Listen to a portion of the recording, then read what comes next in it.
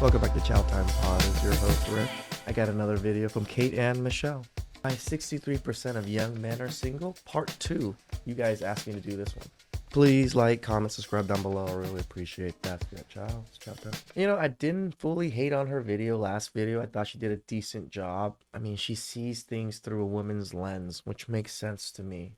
But it's hard for them to put themselves in our shoes.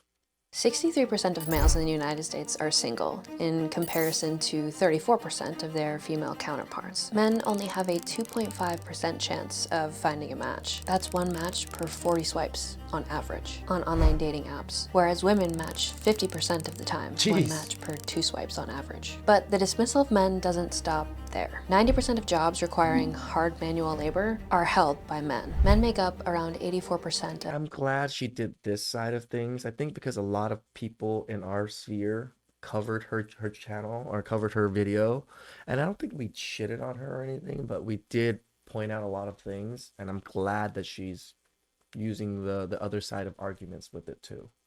Of active duty military personnel in the United States. But that doesn't specify combat arms roles. You know, the ones who actually risk their lives. Over 95% of combat arms roles are filled by men. And in special ops, well, women are nowhere to be found. And to dig the knife even further, 79% of suicides in the United States are committed by men. Despite their efforts to provide and protect women and children, they're left hung out to dry when 70% of divorces are initiated by women. In part 1 of Why Are 63% of Men Single?, I got over 1,500 comments from angry, hurting, and wounded men who are fed up with these statistics and many others that I just laid out for you. But before I get into this video, I do want to provide a disclaimer. If you can't watch this video with an open mind, then this will likely be... That's just why I covered this video. I want to have an open mind about other discussions and how women actually view this. She's genuine about her approach with it. Yes, she might not fully understand the male perspective and the male pervy, but she's trying, and I give her credit for that. Be a waste of your time. So if that's you, click off now. But if you choose to watch this video, you'll start to understand the other side of this coin, which is how women are contributing to this epidemic. And more importantly, that disclaimer was more for women than anything. I think most men are here like, well, let's see what she has to say. How it's harming them more than they realize. As always, leave your intelligent comments below. Sprinkle, sprinkle, bitch. Let's get into it. And this brings me to my first point. Social media. Drizzle. The ability to garner mass attention through social media is not news. Yet women seem to be able to do this at a much larger scale. And these results boost their ego as they continue to gain this attention and traction. But the attention they get, especially from men, aren't necessarily men that they'd ever give the time of day to. Yet they continue to do it and promote further engagement. Why? When we look at behaviors on social media, we do see differences between men and women, how they post and how they interact. And women on average spend much more time on social media, and their focus is typically on connections and communication. Men, on the other hand, tend to, yes, use social media platforms for their own entertainment, but mostly, as far as the research shows, for information. And the research also shows that women tend to gain... Yeah, that's what I use social media. I mean, I don't use much forms of social media, but I do use YouTube. I use YouTube a lot. And I use it to learn things. I use it to get some data, pretty much. Both a larger following and further engagement than men typically do, specifically on visual platforms like Instagram and TikTok. And this... Yeah, because we talked, I saw another video about this, that the reason why it's so much more prevalent on these particular apps, there's no searching, there's no nothing. You just have a feed and the algorithm sends you whatever you think they think you're gonna like. Women don't have to go out and search for information or do anything. That's the part where these particular apps are so focused onto women.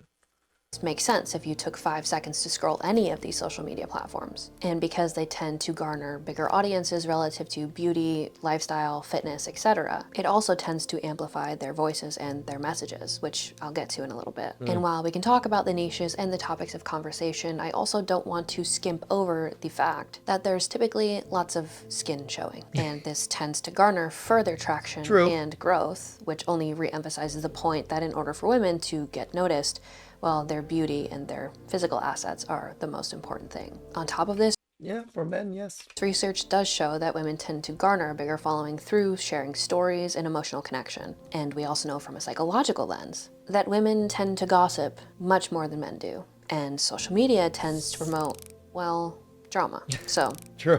maths here. Now, I don't want to paint this picture that men can't be successful on social media platforms because the evidence would also be contrary to that. Oh yeah, there's plenty of successful men, but it's just much easier for women to be successful, in my opinion, especially on Instagram and TikTok. But as far as in comparison to, women do tend to outperform men, again, specifically on these visual platforms. So why am I hitting on this? Well, relative to my last video with 1,500 plus comments around the toxicity of women, social media and the amplification of their voice and also how they garner audiences plays a role in this dynamic playing itself out. True. With the discrepancy in followers and engagement, this can fuel toxic feminism or feminist ideals, and this can contribute over time to further animosity towards men. Yep, Now, the interesting thing about social media that's and what I've its noticed. parts is that women tend to gain traction by being visually appealing, only to then be upset when men pay attention to how physically appealing they are. But the I love this girl. I like this. I like this. I mean, I don't love her, but I'm loving the points that she's bringing up. She actually genuinely wants to know about these things. I love it. reinforcement of positive feedback around gaining followers, engagement, comments, whatever it might be, only reinforces women to continue to behave in this way publicly. And this can inadvertently promote the idea that a woman's value lies in her aesthetics or her social appeal. And this can reinforce the narrative, as we've seen many, many times, that women are all, well, promiscuous, while men can be excluded or marginalized in these spaces. The hard part about this, or the female argument to this type of behavior, is that it is somehow empowering, Yep. or at least that's what we tell ourselves. Yep. While from a man's perspective, while they enjoy women being a little bit more loose online, they also tend to associate that with a lower quality female. Now, what's important to note around this entire concept in attraction, relationships, whatever it is, women tend to set the standard for sexual intimacy, which is a really important point, and I will get to that later in this video. Now, toxic feminism can and has emerged when women perceive their higher success on these platforms as a form of empowerment that positions men as less relevant or inherently problematic. And this feeds into the negative stereotype of men's role in society. Pair that with the feedback loop of monetary payouts, and you can reinforce this behavior even at the expense of one's self-respect and self-worth. It's also important to note, as I alluded to earlier, that social media platforms tend to reward polarizing content, and do. this can lead to the amplification of much more Even my channel, I don't want to do as much drama type content, but it's what YouTube promotes the most. It's what helps me make the most money. That's why I shotgun a variety of content. Some most people enjoy, some people might not enjoy so much, but at least it puts out a different type of content to where I'm not trying to just drama fill our lives.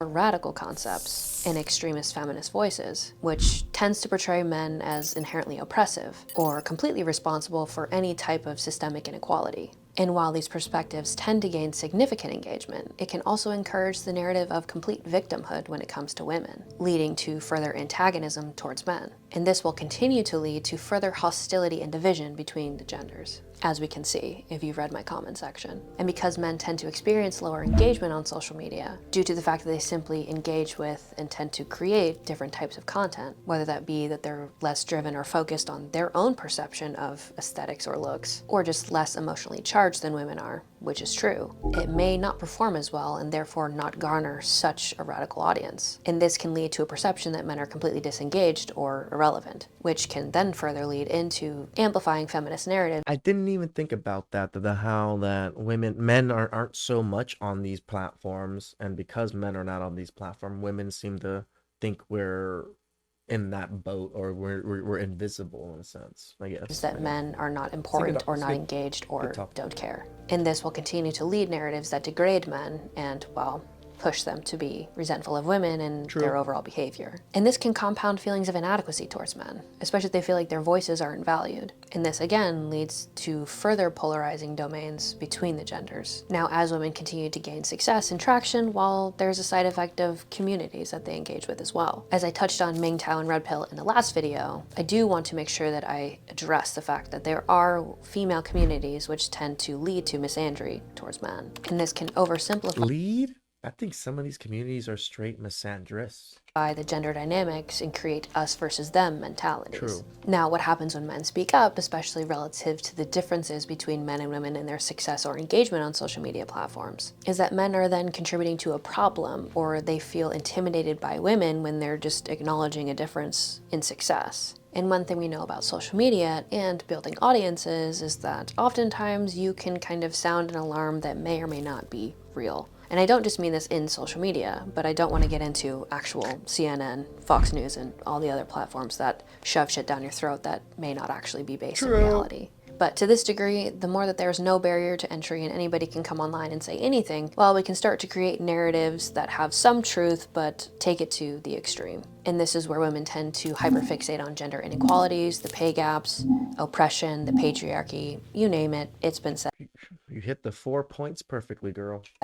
Many, many times. And this can then turn into a blame game where women blame all men for every problem and treat them as if they're responsible. And this leads to rhetoric that completely demonizes men, rather than addressing the actual causes of some of these things, specifically when we look at them oriented towards equal outcome. And when followers engage with and promote this type of content, it normalizes misandry, escalating the tension between the genders. And this is probably the biggest point that I 100% agree with, because a lot of these women have a voice and then they create more voices. And then there's so many voices now that are against men and portray men in such a horrible light that it's hard for anybody else to see anything different. Completely removes the underlying reasons as to why some of these outcomes are things that we witness, which, again, I'll get to in a little bit. But overall, this puts a lot of pressure on men to conform to be a certain way, changing their standards, submitting to women, or making their masculinity toxic or outdated. And this can lead to reactions such as retreating to male-dominated spaces, as I mentioned in my last video. And this is where, especially if life circumstances led men to engage with Men have always had male-dominated spaces. The only issue now is we don't have them now. We used to have plenty of things for men to go and hang out with other men and learn from other men. Now all of those spaces, women have taken over. And the only space left is the internet, the space here that we speak to men. Other than that, we're not even able to like really meet up with men like that, like they used to be, like a gentleman's club. I'm not talking about like a strip club. I'm like talking about a literal gentleman's club, like a cigar club or things like that. Women who were very toxic, that their perception can be a bit jaded towards, well, what does a modern woman want, and is she even worth it? Yes. And this is just the first point. We're gonna be here a while, so grab a drink, get comfortable. We've got a lot to talk about. And this brings me to my next point, dating apps. As I alluded to earlier, 75% of users, specifically in research oriented towards Tinder, are men. But the amount of swiping that men have to go through, and reflective of the algorithm and what it tends to promote, a lot of men, well, they get overlooked. Whereas women, on the other hand, have a 50% chance of finding success in a match, meaning I could swipe twice and find somebody that would match with me. Whereas a man might have to swipe 40 times and maybe will get one match. And this allows women to be much more selective, while men tend to experience further rejection. And this will lead to further feelings of inadequacy, neglect, and frustration. I would agree with that. For many men, especially those that are not deemed conventionally attractive, this entire experience can feel like an uphill battle. And because dating apps emphasize visual attraction, and men often face rejection solely based on their appearance, men who may excel in other areas or have just better overall character traits or qualities tend to get overlooked in favor of more visually appealing profiles, which leads to a sense of devaluation or pressure to conform to a certain standard of high value man. And we also have to note that algorithms on each of these dating apps varies a bit differently, and those who tend to receive more engagement also tend to get promoted a little bit more often. And this disproportionately benefits the more attractive people, while leaving the majority of men struggling for visibility. On top of all of this, any type of dating online values aesthetics over all of the things that actually make a relationship work. And this leads to shallow and surface level interactions between the genders and themselves. Men being more valued for their status and women being more valued for their sexual appeal. And this will foster a sense of transactional relationships and reduce the opportunity to build actually deep and meaningful connections. In my last video, I talked about the negative impacts of rejection on men's health, so I won't dive back into that here, but just know men's sense of rejection and the way that it impacts their self-esteem is really important, highly valuable, and a consequence to how all of this social and cultural pressure in the domain of feminism and social media, dating apps, all contributes to the experiences that men are having, and the reason why many of them are self-selecting and choosing to stay single. Where social media and dating apps can completely polarize gender dynamics, with a very small percentage of high-status men getting a lot of attention, while many men feel completely visible. Now, one important thing to note here is the paradox of choice, and both men and women can experience this phenomenon. But this is where having too many options can lead to complete dissatisfaction. Women who tend to have way more matches also tend to struggle with making a commitment to one person. True. Because there's always someone or something better lurking right around the corner. And men on the other side of the coin might feel completely disheartened by a lack of options or being repeatedly passed over. Now, I did allude to earlier that women tend to set the standard for men regarding sex. Yep. And the cultural shift towards dating apps and service level hookups makes casual sex more accessible and prevalent to both genders. Yep. For men, this tends to amplify short-term dating approaches over long-term commitments. And women tend to lie to themselves, telling themselves that they're just like men and can do this in the same fashion. However, My girl. the easier it is to access, the lower the level of effort that men will give. And so even if women are genuinely seeking deeper connections, they also should align their standards and expectations for men that they allow themselves to engage with to be much higher than they currently are. Which brings me to my next point, and it's a very important one. The concept of hypergamy. The number of comments in my last video discussing hypergamy leads me to believe that more than a 10-second clip in this video is going to do this concept justice. So first, let's look at and understand what this actually means. Hypergamy is the idea that women tend to marry up. As far as gender dynamics, women date up and across, and men date across and down. This could be relevant to status, IQ, material items, but perceived differences between the sexes. Simply put, we're always looking for something better. And this is a complex subject, and it is also rooted in evolutionary psychology, which is one of my favorite domains of psychology to investigate. But some would argue that this is a cultural, societal norm, while others say it's just gender dynamics. And the mere mention of this term can trigger people or spark debates. While some see this as a natural biological instinct, others argue that it's a social construct that's been It's a bit of both.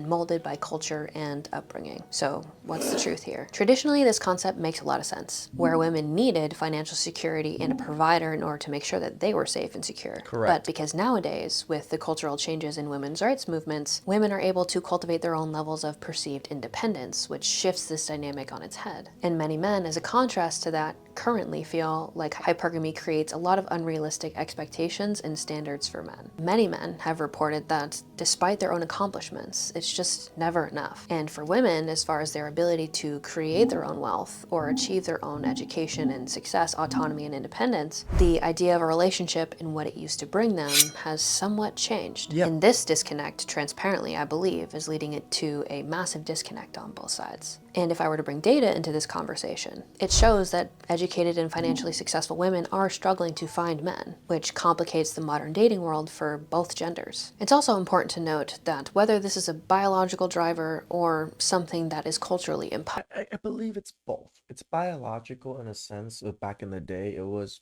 provision and protection. You found the best man that can provide protection.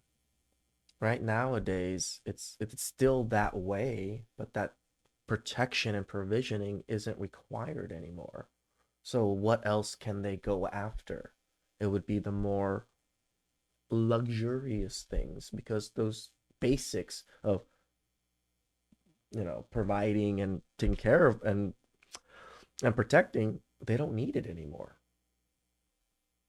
posed, either way it leads to dissatisfaction. One of the most important points that I can allude to here, and yes, I do want to be transparent, this is my own personal opinion, women don't know what they need. Yeah. They just perceive what they want, what Yep. they're supposed to do, who they're supposed to be with, the type of guy that would make them valuable You are enough or 100% worthy correct, enough bro.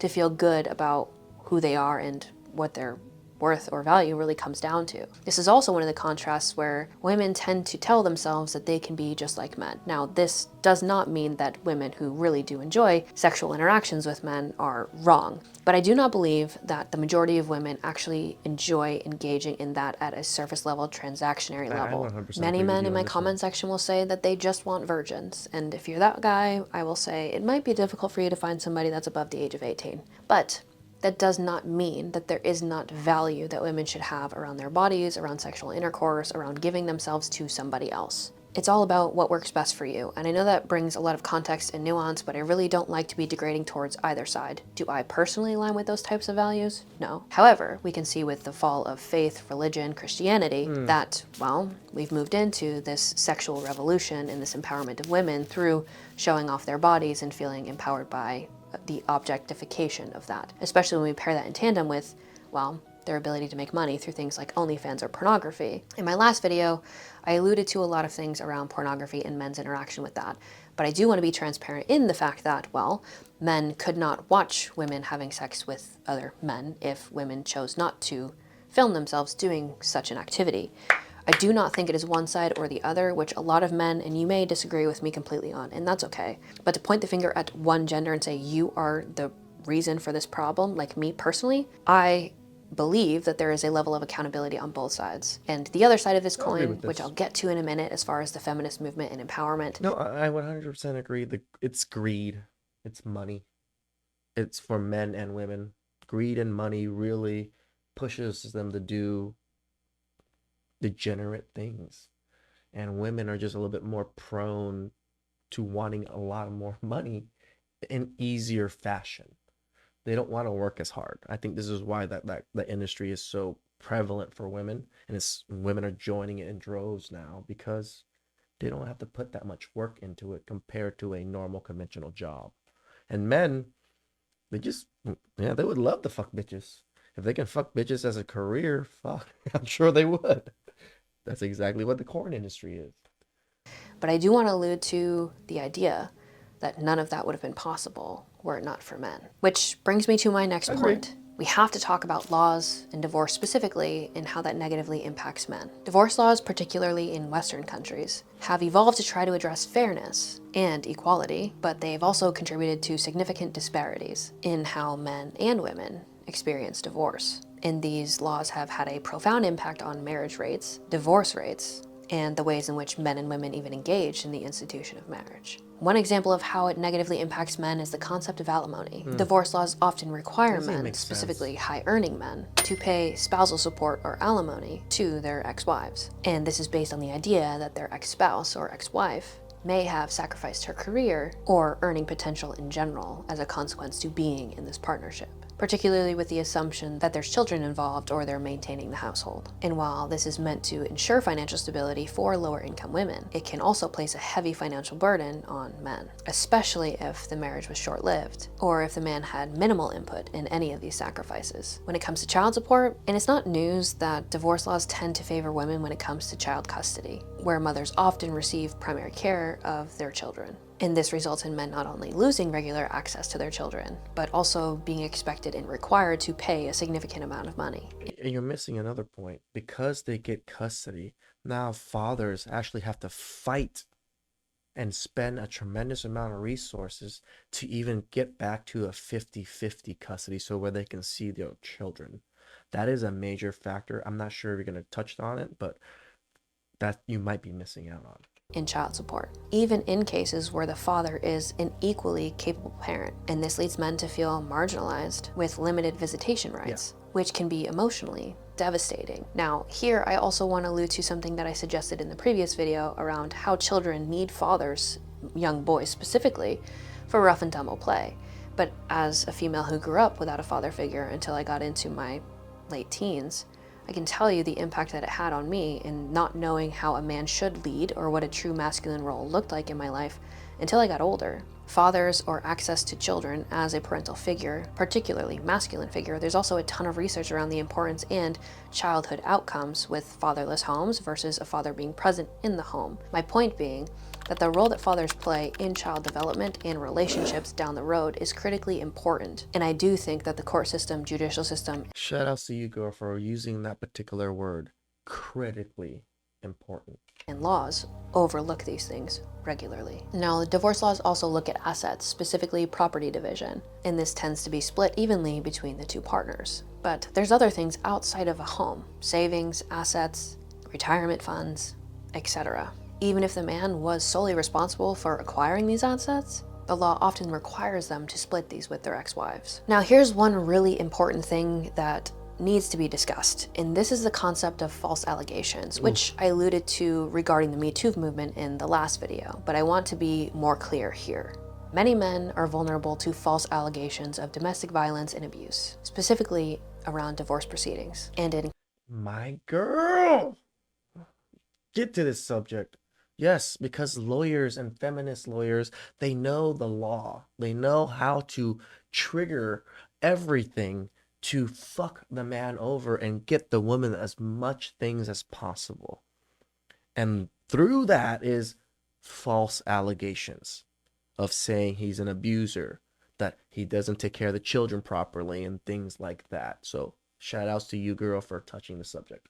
contentious divorces, these accusations can be strategically used by women to gain leverage in a custody battle or to secure financial benefits. Even unproven allegations can severely damage a man's reputation, and you guys have seen this play out. And this is where the concept of innocent until proven guilty is a really great idea, but doesn't always play out in reality. Hardly ever. Because women are always seen as innocent, and there's value to that statement, some of them can be incredibly manipulative and calculated. Correct. And so the combination of financial obligations, alimony, child support, legal fees, and the emotional turmoil that men go through, limited access to their children, loss of property, loss of investments, retirement, etc. This can leave men in dire situations and can result in long-term financial strain, mental health issues such as depression, and feelings of being completely trapped relative to the legal system. And if we look at suicide rates over time, well, they have increased for men since the 1970s. And for those who have followed the trend in women's rights, well, this may come as no surprise. Now, I also don't want to suggest that there is never a place or time where women should not receive some type of financial support if indeed they went into the marriage under the assumption and agreement that she was going This is where I actually agree with her. I think if the woman did not cheat, you guys provided a great life, she did everything for you, she helped raise the kids are now fully grown, and you guys drift apart, I don't think it's a bad thing, in a sense that at least you just kind of are outside of that range of life. Personally, if she helped me build, help take care of my kids, help do all those things, I would still give her something. Am I giving her 50%? No, but I still believe she does deserve something for doing the tasks that I was not able to do during the marriage. Just how I think personally. I know a lot of you guys don't feel that way. You don't think women should get anything. No, I have that soft heart in a sense that no, she put in some work. There was some work to be done that is worth financials. to take care of the house and the children because he was going to provide for her. That to me makes sense. But this is a conversation that spouses need to have with one another prior to going into a marriage. And I do think prenuptial agreements are necessary in certain cases. Not only does it protect a man and his assets, it protects her and their children in the future. Now, it doesn't really protect children, girl. There's no children provisions in prenups because they're not property. They're human beings. As we can see in a lot of the men's dialogue, and many of you have left comments here, that it's not worth it to get married or get into serious relationships because you guys get rode hard and put away wet. But truthfully, because of these laws and the consequences of getting into a marriage with somebody who might flip on you, the consequences seem to be way more painful than the positive potential of pursuing a long-term partnership in the first place. And the prospect of building your assets and then having them taken away from you makes the entire thing less appealing. And this is one of the reasons why many men have opted out and choose to just remain single. Now, on the other concept of divorce, we have to talk about divorce laws relative to no-fault divorce. And this has empowered women to leave marriages over time just because they find them unfulfilling or unsatisfactory. And they don't Uh, so I realized the no fault divorce thing. So if there is fault, it makes it so she doesn't get anything. I was confused by it a little bit before, but now I kind of understand it a little bit more. So I'd rather it not be there. It makes more sense to be no fault divorce because if you chose to not put any fault, that's fine. You just don't get any resources. That is what no fault divorce was, is what I was explained to at least. So it makes sense to me that no fault divorce was such a thing. If you really just wanted to leave and because you were unhappy, you just couldn't take any of the assets with you because it was your choice. typically face large legal consequences. And while this gives women greater autonomy, and in some cases positively impacted women's ability to leave very toxic or DV type situations, it's also made it a lot easier and much more common. As I alluded to earlier, with women initiating over 70% of divorces. And overall, as a personal frustration in all of this, there's an overall decline in traditional marriage values. Yep. This shift away from tradition in marriage and the value and the meaning underneath it has been initiated with this ease of divorce and the idea that it's just like a dating game. Like you Yeah, no, we've seen so many videos of women talking about, oh, my first marriage is just a trial, and then I need to get on my second marriage. They think it's a game. You're right. The word you use, game, is correct. just break up, and then you do that and have this beautiful financial safety net post-divorce set up for you. And this leads into this concept that marriage is not something that you fight for, and it's not a permanent situation where you're both committed, honorable, integral, and loyal to one another. Instead, it just leaves it as anytime I'm dissatisfied with you or I find something better, I can just leave. And this is where the red pill community gets a lot of their arguments correct. They are highly aware of the disadvantages that men face when it comes to divorce. And It's funny that she uses those particular people. Those are the most polarizing people in the manosphere, in my opinion. now that So, we've talked about men's which spaces, makes well, sense, we though. have to talk about women's rights. As I alluded to in my last video, there are some positive things that I think came for women as a consequence to women's rights Of movements. course. But third wave feminism, in my opinion, and relative to what we see culturally, has potentially taken it a little bit too far. Men who once saw themselves as providers, protectors, who took on the hard fucking roles, who put themselves out there and sacrificed all the hard labor, are now looked at as second-class citizens because I can do it all by myself. And many men feel emasculated or uncertain about their jobs, career, and ability to excel, which leads to avoidance of relationships altogether, especially if women have become significantly more entitled. And This is, oh, I don't think she's going to touch on this, but yes, because there's laws that pretty much took away jobs from men to allocate to women because there's quotas now. There's gender quotas and a lot of things to balance out the feminism and, men in certain industries. It puts more men in a boat to where they can't provide. It's not that they are working normal jobs and can't provide. No, some can't even get the certain jobs because women are taking it from them. because of hypergamy, the idea that women date up and across, the more educated that women get, well, the harder it is for them, in turn, to find a partner who is above them, especially if they're in jobs where they have a lot of financial resources and a man wants to come in and provide for her, but they make equal pay, well, it can lead to her emasculating him for all of his efforts and his achievements. And research even suggests that as this has continued to climb culturally, women are delaying marriage and children in order to focus on their careers. And this leads them to find a partner later on in life, whereas men, specifically in some of these movements, will say that a woman over 30 is, well, spoiled goods. Now, Girl, it's not in our movements. This is how society has viewed women over 30 since the dawn of time. There is a biological difference between us that you cannot have kids or have kids healthily past 35. That becomes a big detriment. If I was to marry you, put resources in, talking about back in the day, resources into you and fed you and did all this and you died during childbirth or you couldn't give me a child, that was a big problem. That's why it was such a thing and it's still such a thing now.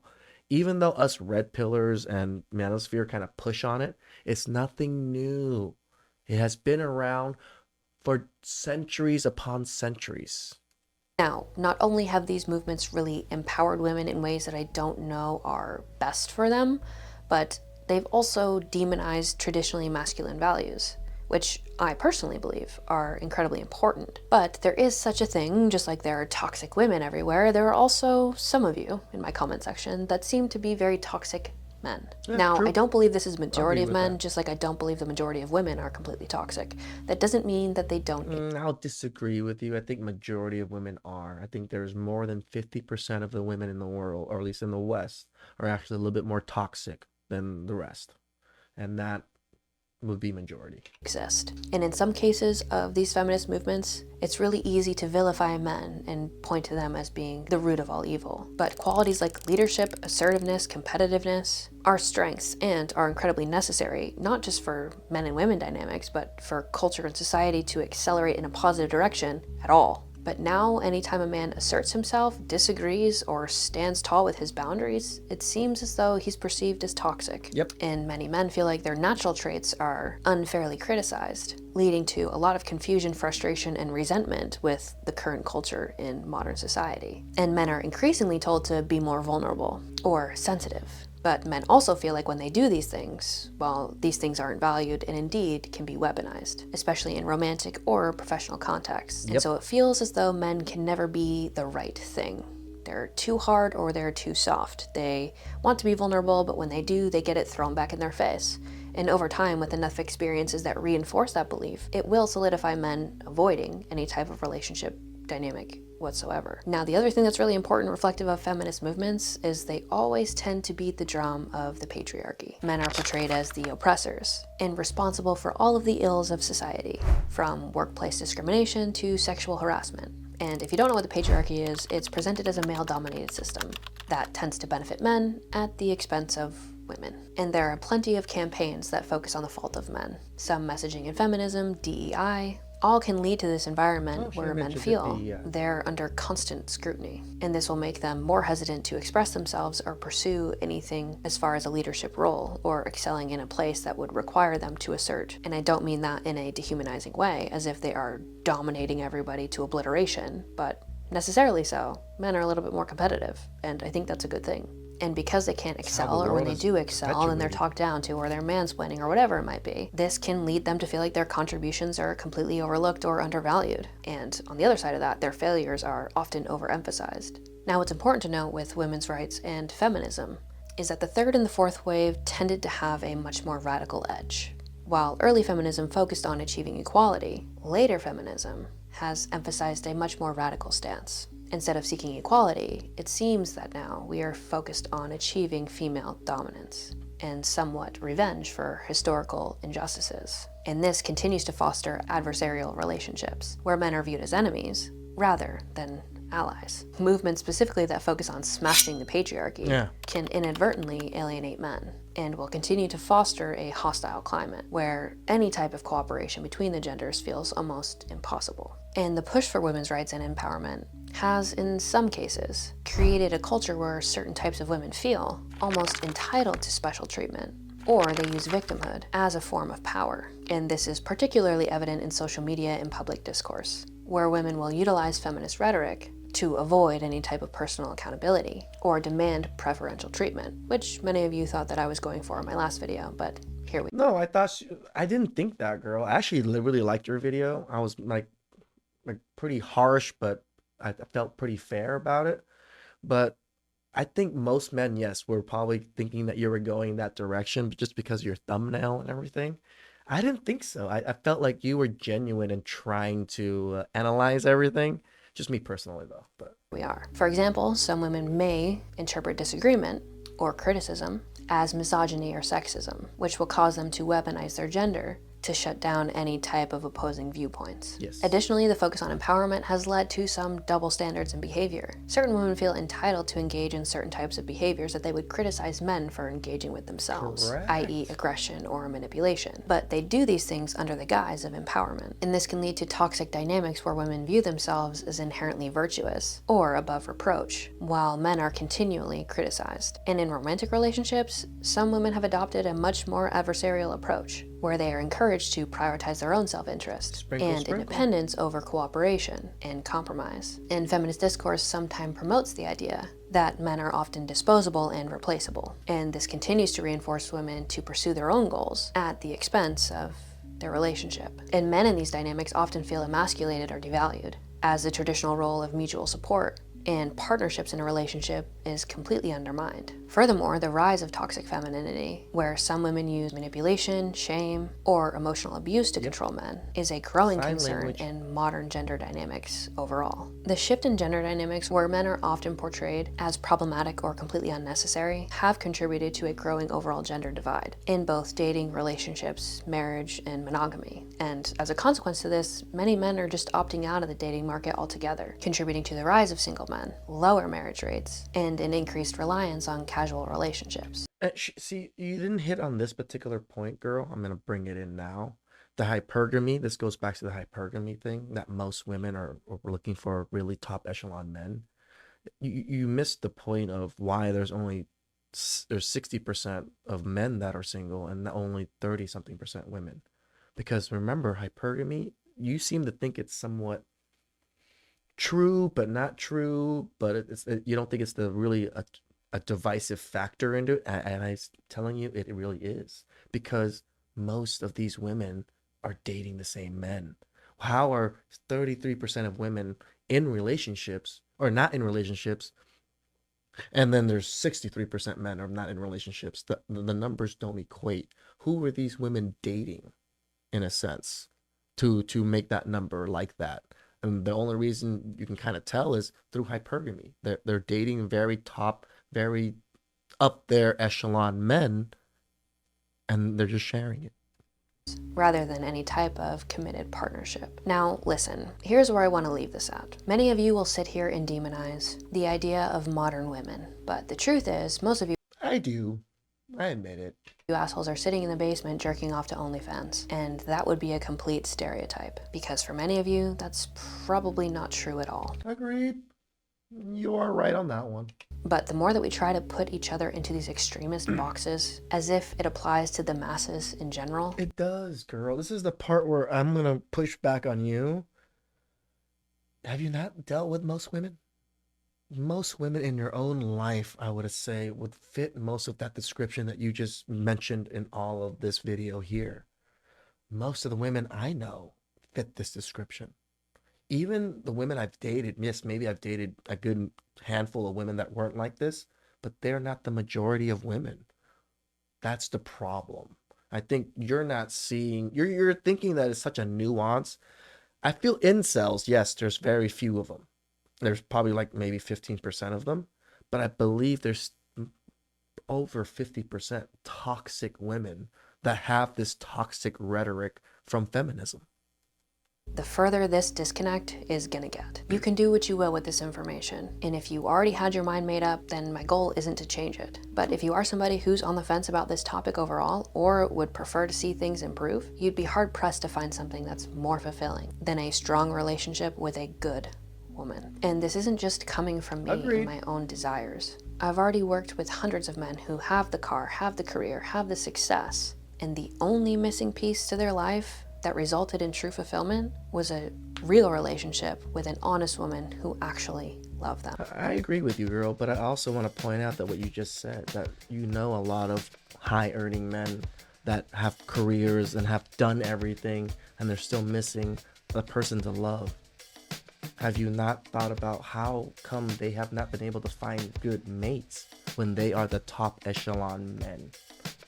That's where I want to say, how can you not say or see that it's a good chunk of women that are the majority of the problem? Because even good men that everybody's sought after, still can't settle down with a good woman. Please like, comment, subscribe down below. I really appreciate that. And here's